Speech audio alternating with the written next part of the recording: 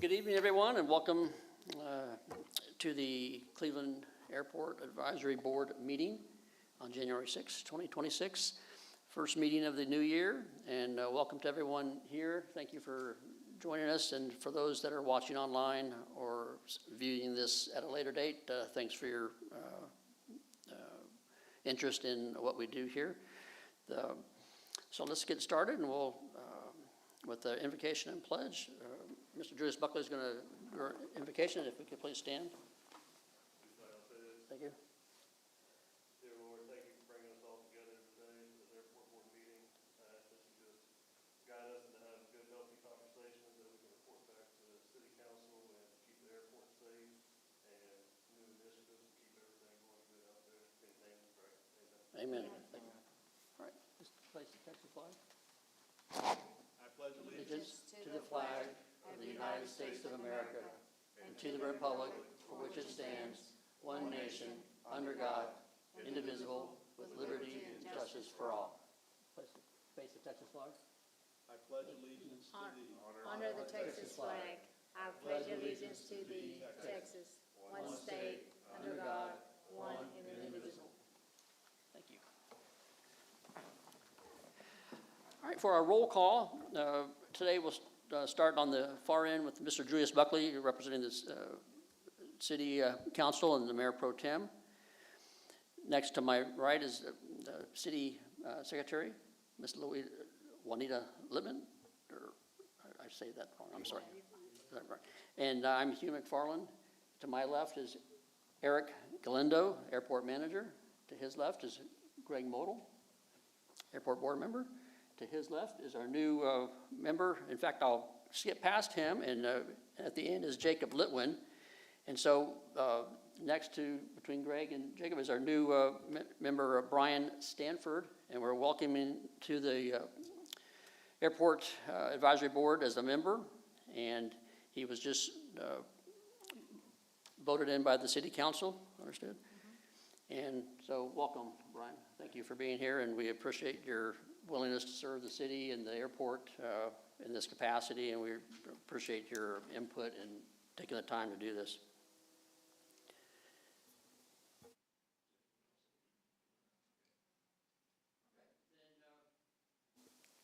We have no one here for public comments, is that correct? And no one join that, so we can move on to reports and comments from board members. Mr. Buckley, did you have anything to bring to our attention? I just want to tell everyone Happy New Year and hope y'all had a good holiday season with everything. I'm sure most everyone's glad it's over now and got through it. But no, just look forward to 2026 and working towards doing what we can for the airport. Okay, thank you very much. I have no comments at this point on this. Mr. Eric, or Greg. Okay, I just, Hugh, all I had was just a follow-up to a comment that I made at our last meeting. Mm-hmm. And that's regarding the decision that the council and the mayor had made on using the flat rate hangar increase. And even though the board recommended differently than that, we certainly obviously respect that decision, but we are requesting a rationale on why the decision was made to go the direction that it did go into. I think that will help us as a board going forward to have a better understanding perhaps of the vision of the city on things of this nature.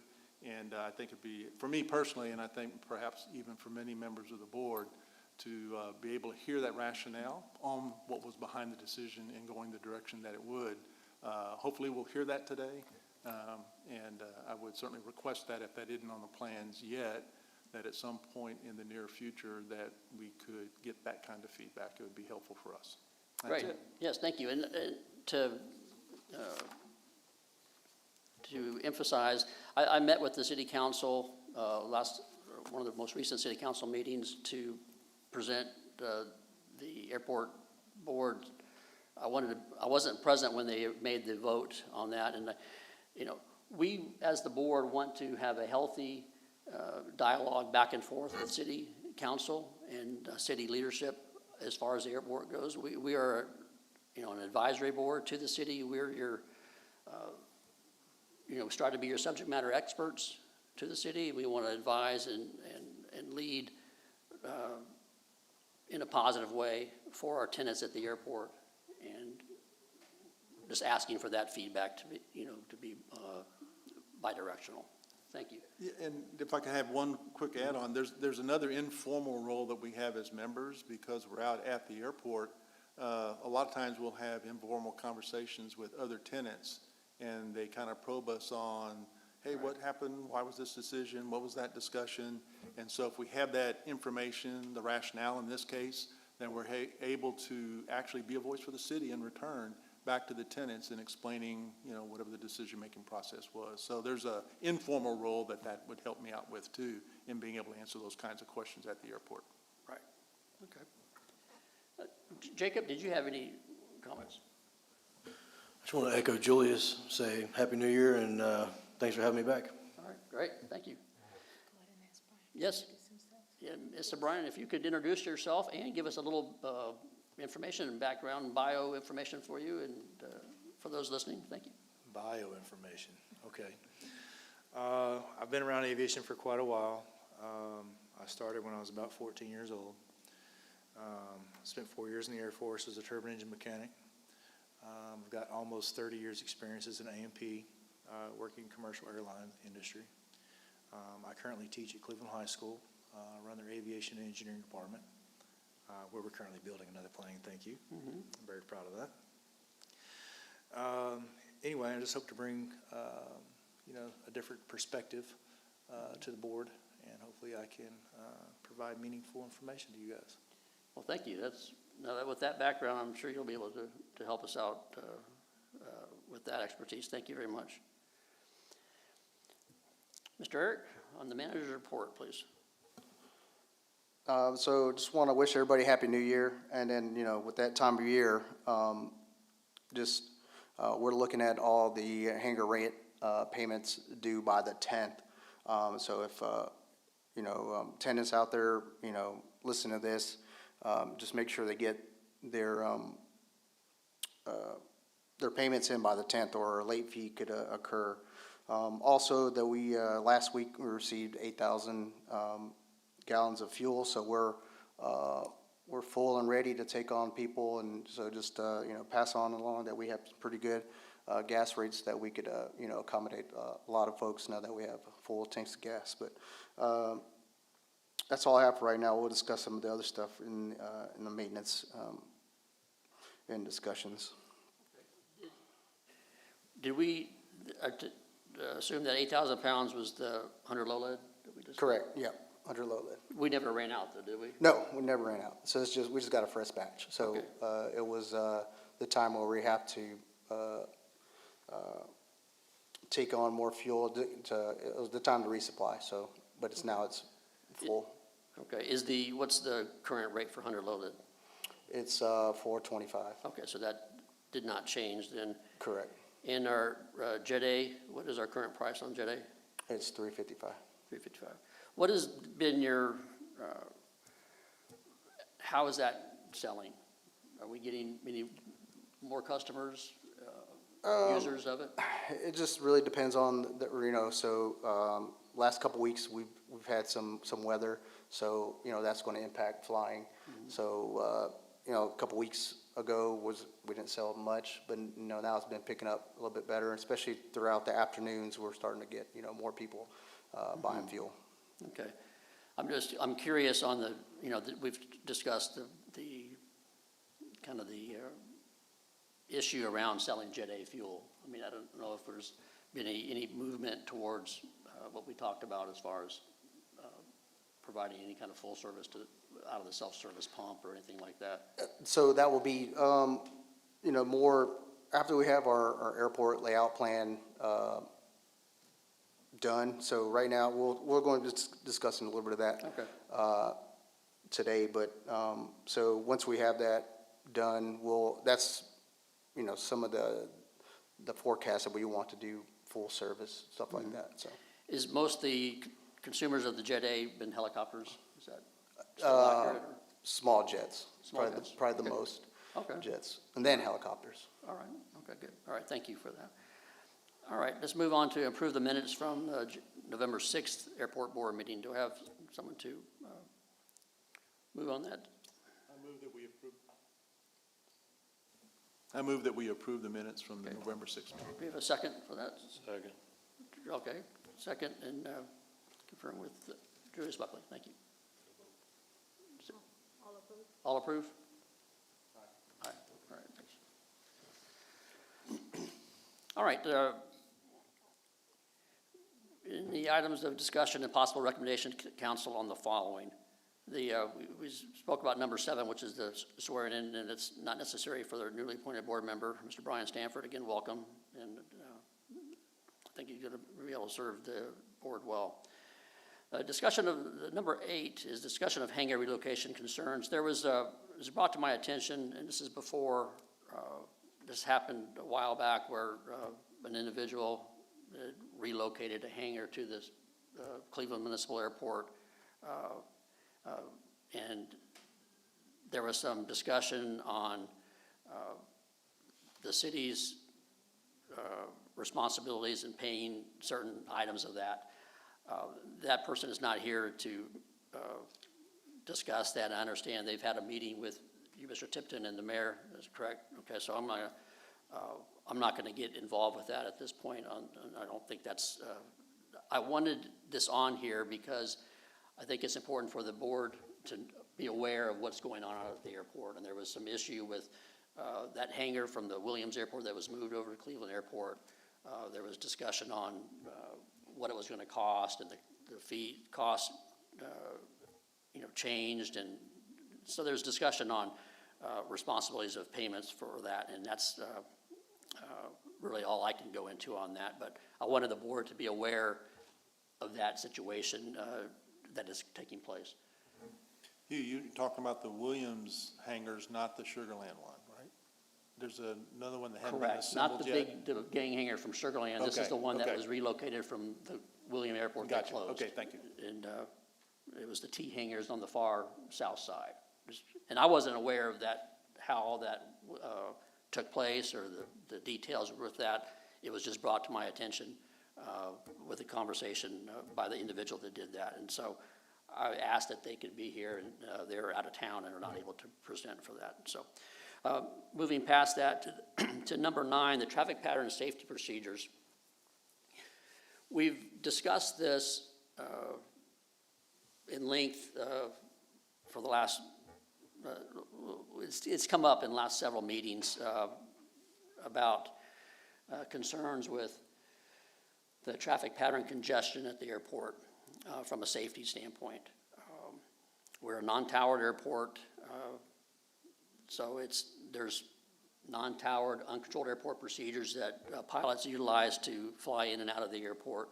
And there's been, people have, voiced concern with, the volume of traffic that comes primarily from neighboring airports and student training that takes place at our airport, which, we welcome, training, and, but we want it to be safe, and we don't want to overlook the situation that if we could do something about it to help keep it safe and mitigate, too much traffic at the time. So I want to kind of have some open, healthy dialogue on that, starting with Mr. Eric, airport manager, as far as, let me first preface this conversation with, I fly in and out of the airport. I'm based at the airport, and I myself have not had an issue have not witnessed a safety concern with this topic. Yes, it's been busy at times. Have I had to somewhat negotiate with other people on the frequency? But that's what a common traffic advisory frequency is for the pilots to interact and to establish sequencing and safety and traffic advisories and such. So I haven't had the problem.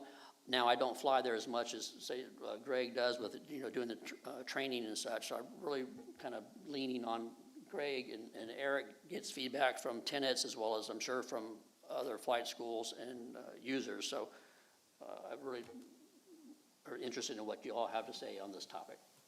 So here lately, probably within the last month or so, we've had tenants come in and,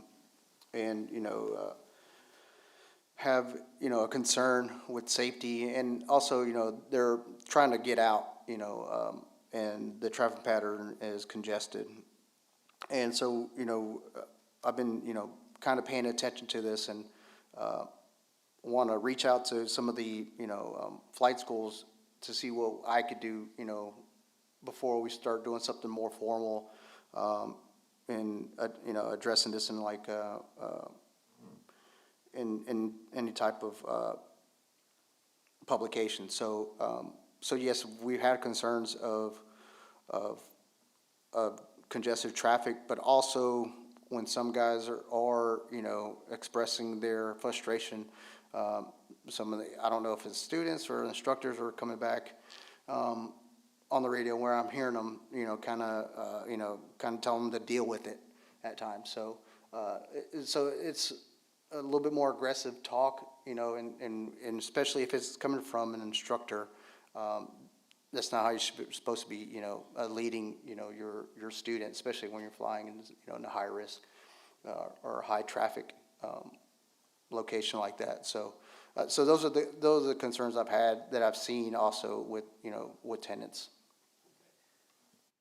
I was flying in the other day, and I heard some communication on the rate frequency that was less than professional by a flight school, a couple of flight school birds, not based here. It was from another airport, another flight school. But I didn't say anything on the frequency because I wasn't going to pile on, so to speak, but there was just some banter back and forth between these two pilots, I guess thinking that they're the only ones on the frequency, but it wasn't professional. But I have not heard, whereas a local tenant is, is maybe trying to get out and asking for a gap on the final, which is, I've had to do that before, but that's we don't want to hear that, and I know you're monitoring the frequency, which is excellent, and that's why I really, we need to get the feedback that you hear on that. Greg, I know you had some thoughts on this.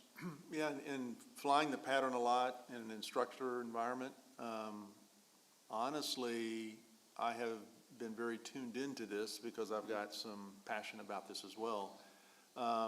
And I want to give good credit to a lot of the flight schools.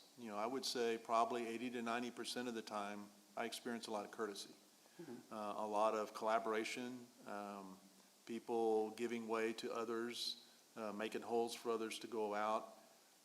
So for those, I think everyone who flies in the airport in the pattern, regularly training other flight schools as well as flight schools based at Cleveland, I think we recognize that we're all in this together, so to speak. Right. The issue that I see more frequently is itinerants, whether they be locally based or people just coming in, and perhaps are surprised at the level of traffic in the pattern. Right. And it's not the easy get in, get out quickly Cleveland Airport that it has been for many, many years. It's a very busy place. When that occurs, the structure of the air traffic pattern is really key to do this. You have to fly it correctly. Right. And that includes everybody, not just the flight schools. It has to be anyone flying in and out of the airport. All the documents that apply to it, advisory circulars, the FARs, the AIM, the Airman's Information Manual, all of those things speak to that. Right. And I think it's important that everybody have the professionalism and the self-discipline to follow those things correctly, even in terms of right-of-way for straight-ins versus pattern, all of those things, right? They're all spoken to. And so to a large degree, perhaps we need to do a little more education. I think perhaps some conversations, Eric, with the flight schools, not only on professionalism on the frequency, which is what's required, but also to perhaps help cap some of the traffic, that they can self-control that as well. You know, I'm always of the mind, as I've said before at past meetings, it starts with dialogue and education and sharing a common interest that we have in having a safe environment in Cleveland. I think we all want that, whoever's flying it, whether it be based here or not. And so I think whatever we can do, to your point, before doing something formal, let's have the conversations. I think there's anybody here would be happy to go with you or to assist you in whatever way we could, if that's something you would like. But I certainly believe we should start there. And not just go to the flight schools. I think we need to have that conversation internally in our own airport community. That if you need a hole, don't be afraid to ask for it. Right. You know, in the past, we haven't had to. Some people voluntarily build the hole, extend their downwind to let somebody out. If you have someone coming in on a straight in, you know, that extend the downwind, let them come in. That's a courtesy we can all afford. But at the same time, I think it does require a different attitude in flying at the airport now than is perhaps we've had to do for many, many years. So it's a culture change we're having to try to facilitate. Have you seen, you mentioned the pattern structure. Have you, I haven't seen an abuse of the pattern as far as people entering, inappropriately or whatnot. I know I was flying in the other night and on the RNAV to 16, and, there was one or two aircraft in the pattern, and, I was announcing my position, per the recommendations in the AIM. And the person on the down said, "Oh, I got you inside, I'll extend and let you come in," and we, like you said, we talked, because it would have been a tie had they just turned a normal base leg, and they extended just a little bit, and I kept my speed up and came on in and landed, full stop. But, it's important to note, a straight in does not take precedence over pattern traffic. Right. We know that, practice approaches, to the extent practical, we want to come in straight in and land when it's favoring that runway, but you're not guaranteed. I mean, we have, straight in traffic does have to work with the pattern that's there. So, I mean, to that extent with, I think some tenants may not even, it's been so long that they've even read that. Yeah. Or, it's very clear that the FAA almost discourages, straight in traffic. And, but we all, if we're coming in from the north, that's what we want to do. We want to come straight into 16 and land. One thing that kind of, as far as, I've seen it listed on some airport, information on airports, heavy student traffic. Just a comment like that might alert people, the itineraries that you're saying they're not based here, that are just coming into land, that are used to coming into Cleveland Airport as a sleepy, rural airport. Maybe just a heads up that I'm coming into a busy area, short of putting, I've distributed out this little dialogue that we came up with months ago, but maybe short of that, with conversation with the flight schools and getting something out there that alerts itineraries that, this is a busy, potential busy pattern airport. Yeah, and I think we could do this in parallel, just, make sure we have the verbiage that we want to see in any airport remarks and talk to, because if we try to, get it anywhere published, it's going to take a long time anyways. Right. So we could do it at the same time, still talk, directly to the flight schools while getting this, the verbiage that we want to see published at the same, at the same time. So I think that would be a good idea as well. Let's, Is Huntsville still shut down? yes. Has our flight school stuff picked up more since they've shut down? Sometimes, it's not all, because sometimes they'll go to Navasota, they might go to Liberty. It just really depends, but it's usually the Conroe folks that come through. Yeah, I was just curious if it picked up and that was causing a little bit more congestion than I was usual. expecting that. I don't know if it actually came about or not. Yeah. I mean, it would make sense that it has picked up, whether or not we can, measure that, Right. Right. And I think it's still closed for another few months, right, for the resurfacing? Yeah, it's still, yeah, because we still have, a couple guys came from there they're on a ramp. Okay. They extended their ramp, agreements because of their, the construction that's happening there and the delay that they're having. Okay. So Hugh, if I could, you talking made me think of something of adding a remark, and then maybe you were speaking to the airport facility directory, the Green Book, but I think that's an excellent place to put heavy student traffic, regular heavy student traffic, whatever the comment should be. Right. And yes, you're right, it may take a little bit to get that published, but I think it's gonna be, I think, a bunch of little bitty things Right. that we can do to, cumulatively, that will raise awareness. Right. Whether it be itinerant or locals, and then, get with the flight schools. I think that's, at a minimum, we should work to get that published, and put it in our, comments on the like electronic flight bag, like ForeFlight, and, did we ever get on AirNav? Did we ever get that? Yeah, we're on AirNav now, so you can see the fuel, Okay. prices on there. But I don't know how I didn't do anything. It's on there, it's on AirNav. It's on there now? I didn't do anything, nobody called and asked me. I get calls weekly to just make sure what we having for, gas prices, but I did not do that. Somebody said, "Oh, you did?" I'm like, "No, I didn't do it.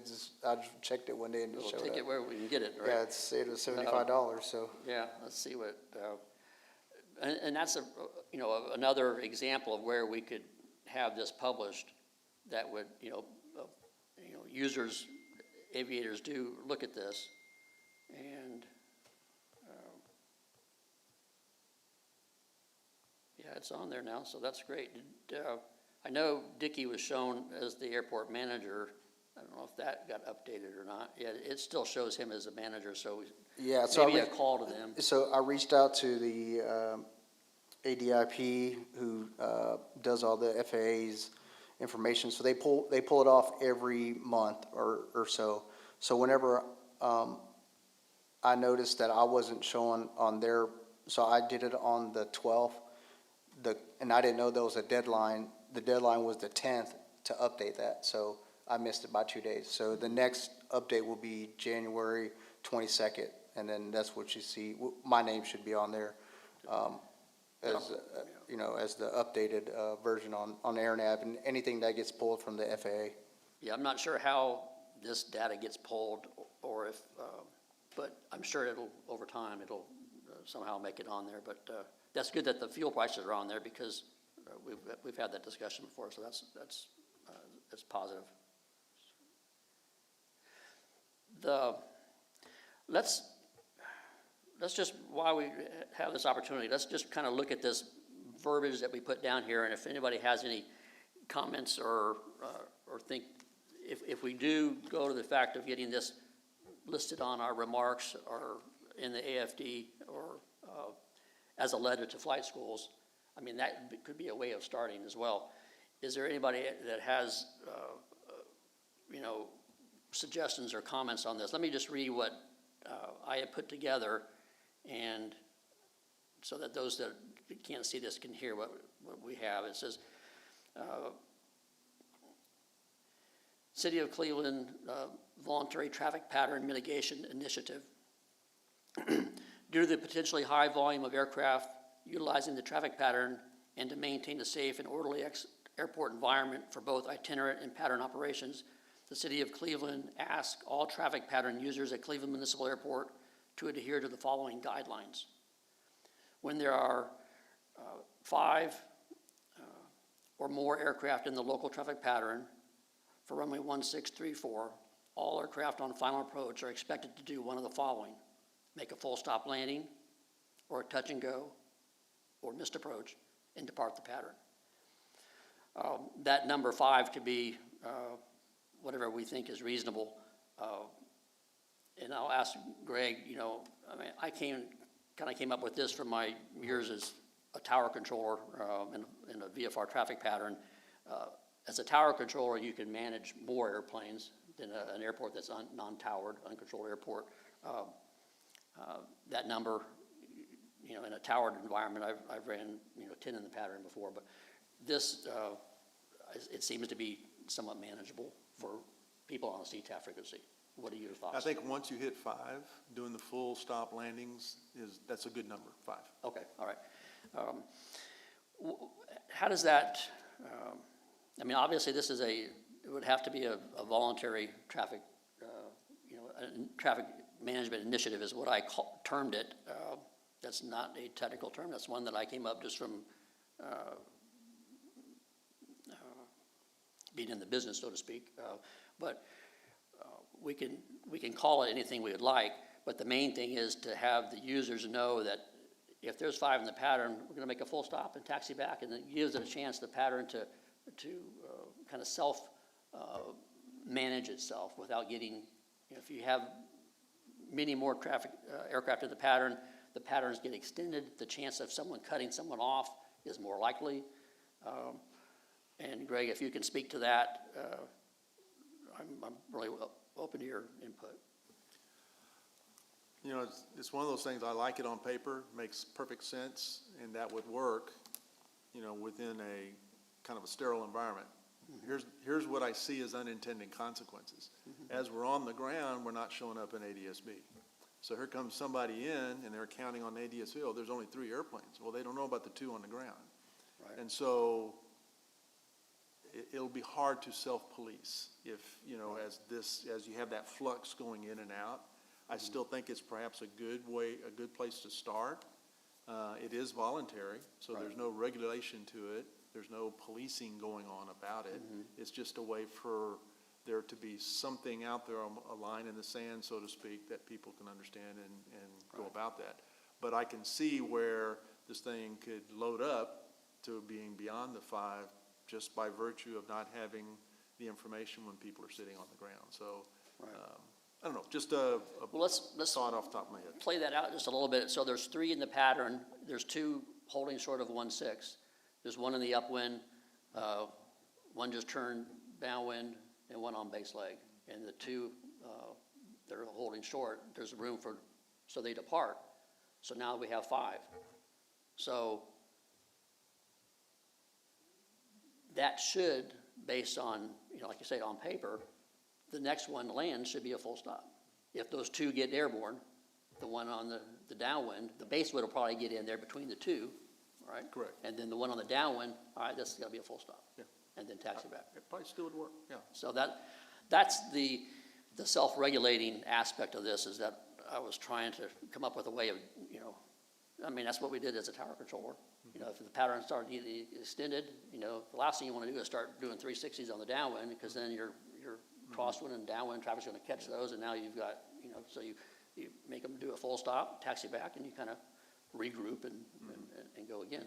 Right.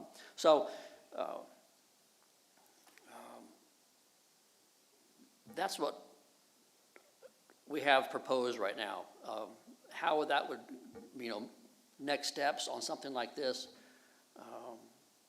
I would think a letter from the city, from you, from the airport manager to area flight schools containing something like this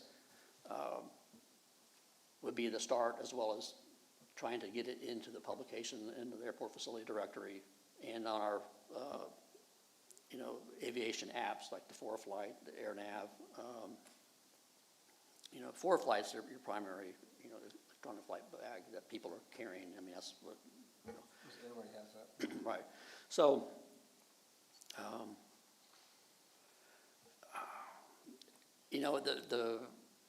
an idea of having a meeting with local tenants, I think is, I'm always for, if we can work it out, dialogue, negotiate and discuss it and educate to have the successful outcome. That's, I think, where we should start.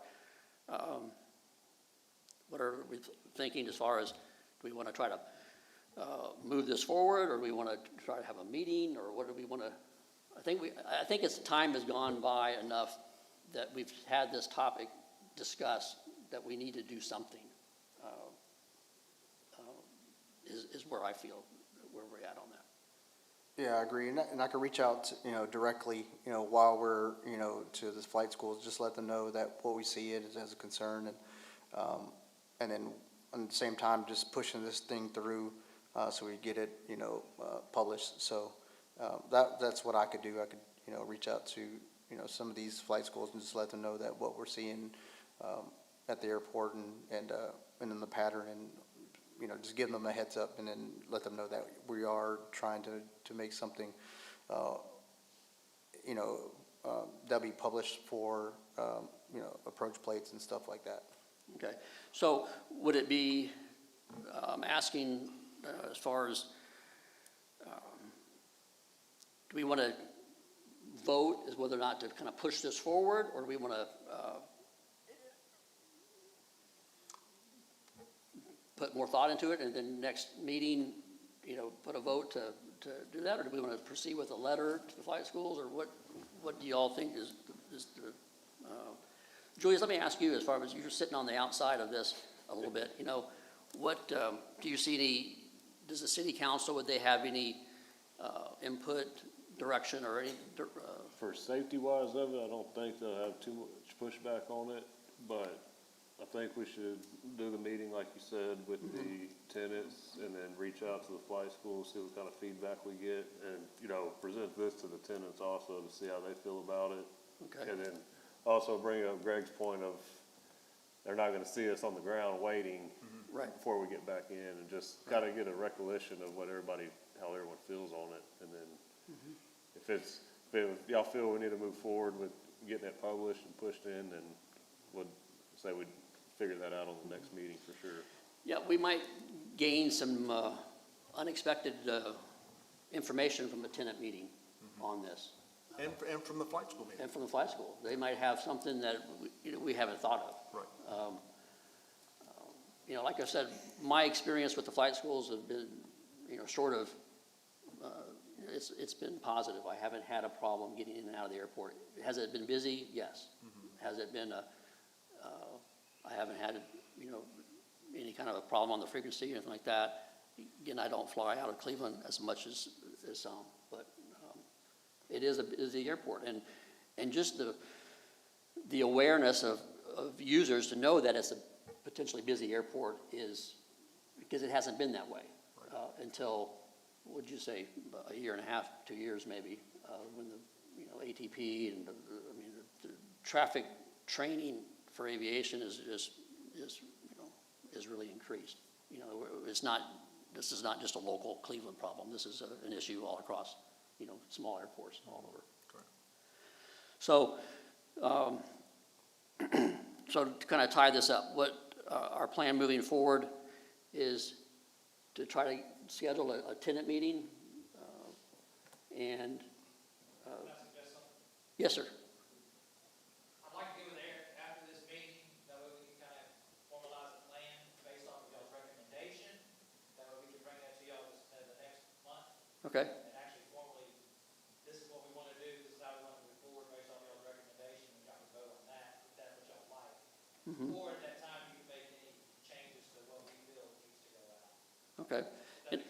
Yeah, I would, I think a tenant meeting and reaching out to the flight schools needs to be part of this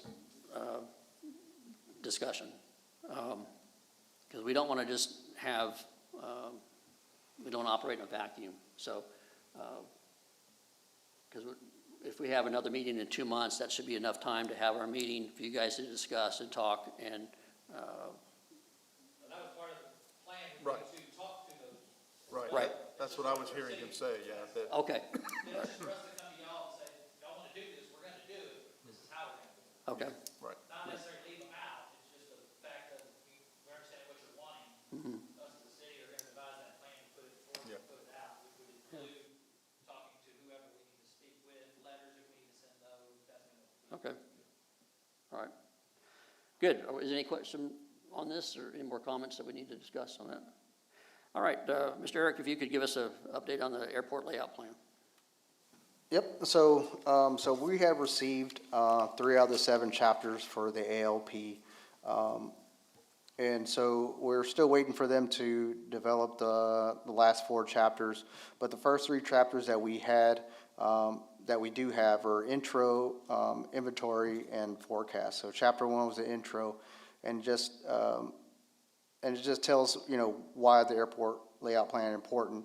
And it's required by the FAA planning to document, and serves as a 20-year roadmap for airport development. So that's why the AOP is important, right? And it also is going to help us with the eligible for TxDOT and FAA funding. So that's the gist of the Chapter 1. Chapter 2 kind of goes into the inventory of the airport, and some blurbs that I took out of it. Chapter 2 documents existing conditions at the airport and forms the foundation for all future planning decisions. Cleveland Municipal Airport is a city-owned, public-use general aviation airport with one 5,001-foot runway, parallel taxiway, approach space, apron space, hangars, terminal facilities, and self-service fuel. The city operates the airport in a role similar to a fixed-based operator. From a systems perspective, the FAA classifies the airport as general aviation, local airport, and TxDOT classifies it as a community service airport, reflecting its role in supplementing local businesses, emergency services, and regional accesses. So in a nutshell, that's what Chapter 2 kind of talked about. And then Chapter 3 is the forecast of aviation activity. And also, and the blurb here that I have is Chapter 3 evaluates aviation activity because the airport is a non-towered, low-activity general aviation airport, and they're saying it's low activity since it's less than 90,000 operations a year. That's what they classify that as, low activity. The FAA guidance does not require a detailed forecast. Instead, the forecast is on identifying the airport's critical design aircraft, the most demanding aircraft that regularly uses the airport. The aircraft drives the runway and airfield design standards. So, and they look at this by our base airplane list, and so you know, it's going to be single engine mostly aircraft that we have there. The analysis confirms that the airport will remain general aviation forecast over their 20-year planning period, and that the existing runway design standards remain appropriate. So, so what we have now is appropriately sized for what we have. But we're looking to the future, and I know that our classification right now is B2, which is more sustained for jet operations. And so that's what we're trying to aim for. So there's going to be some, whenever we get more design information from them, it's going to be more aligned to what we want to see, you know, as far as the growth of the airport. So in the next few chapters, that we'll probably see some of that design take place, so we could kind of just look at some of that. But so that's the most update that I've received from the ALP. We also did receive a couple blown up imagery from the airport. We have one in the airport, so if anybody wants to come by and see the new imagery that we have, it's pretty nice. And then we also have one here at City Hall that, you know, people can come take a look at as well. But that's pretty much all I have from the ALP. Any questions? On the, does the ALP, could the ALP assist us in getting that approach to runway 34? Yes, and that's, so in discussions with, you know, our consultants, that's one of the things that I really want, you know, to hit home with, and they agreed that once the ALP is done, which is another requirement for the RNAV on 34, to make sure we have the ALP laid out, and then also all the surveys that that they completed earlier in October, I believe it was. So now that we have those in hand, we could, you know, then that's when we go to TRACON to try to get all those approved. And it's going to be a slow process, but once we have all those updated the documents, it's going to help us move a little bit faster. Okay, thank you. I have a couple questions for you. I'm curious, you mentioned that the line below which we're categorized as a low-activity general aviation airport's 90,000 annual operations. Correct. So I just did some quick math. That's just under 250 operations a day. With all the flight training that we have going on, is there a method in which how do we keep track of airport operations, or do we? So we do track weekly. Every week, since I've been here, we track that and we have it. So we have a system called Aero 1200 or 1200 Aero that tracks ADSB information from not only our base aircraft, which all of Cleveland's tail numbers are, their base aircraft are in our system. So we track them. We could see where they go, where they come, wherever they go. And then also from neighboring aircraft that come in. And so we do track all that information. So if anybody wants to see any of that stuff, just please feel free to come in and I can show you. So if we were to trip the 90,000 annual operation metric, does that change anything for us? Does that give us any additional benefits, funding? It will be more funding, yeah. Okay. More funding if, because that will be it will be classified as a Right. bigger facility, right? Okay, So, and that's what we're planning on to try to do, stay. So right now we're B2. They want to classify us as an A1 because it's a little bit smaller to move to the B2 criteria. Mm-hmm. And so, so it doesn't hold us back with budgeting. If we Okay. want to do runway Yeah. reconstruction, we're looking at, the B2 type of runways versus an A1, which will, we Right. won't get as much funding for that. So it really behooves us and would benefit the airport to have an accurate operation count on an annual basis. Correct. Mhm. Because of because I think we might be close. I Yeah. don't know if we're there, but I think we're close, and maybe with growth getting there, especially if we get business aviation to come into the airport more. I would also say, though, ADSB is not all the traffic. There's going Correct. to be a lot of non-ADSB operations also that we wouldn't want to lose if it's an important thing for us to do to get an accurate metric there, so. Of course. Just a thought. Thanks. Any other questions on the airport layout plan? Okay, update on the maintenance items. So maintenance items, update on maintenance items. So this month I'll be starting off quarterly inspections of hangars, just to make sure that nobody has any maintenance issues that we need to address. So I'll be going through there and just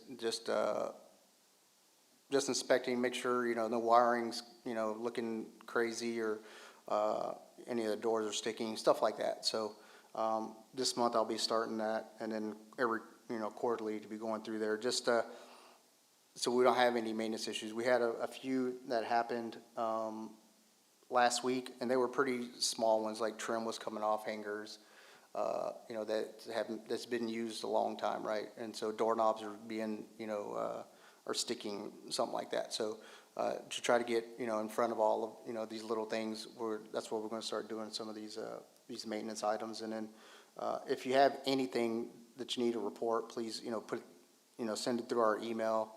And it's airportmaintenance@cleveland.texas.gov. So if you have anyone report any type of maintenance issues, please send it through there, and we'll get it addressed right away. And I can vouch for that. I submitted an item for that through the email process, and it follows up and it gives you updates and when it's resolved. So it does work. That is actively looked at. So I say that to anyone that has a maintenance issue, utilize that process because it does work. What was that address again? Airport? Airportmaintenance@cleveland.texas.gov. Texas spelled out. Thank you. If there's no other further discussion on items that we have on our recommendations, we can call for motion to adjourn. Make a motion, we adjourn. Second. All right, all, thank you.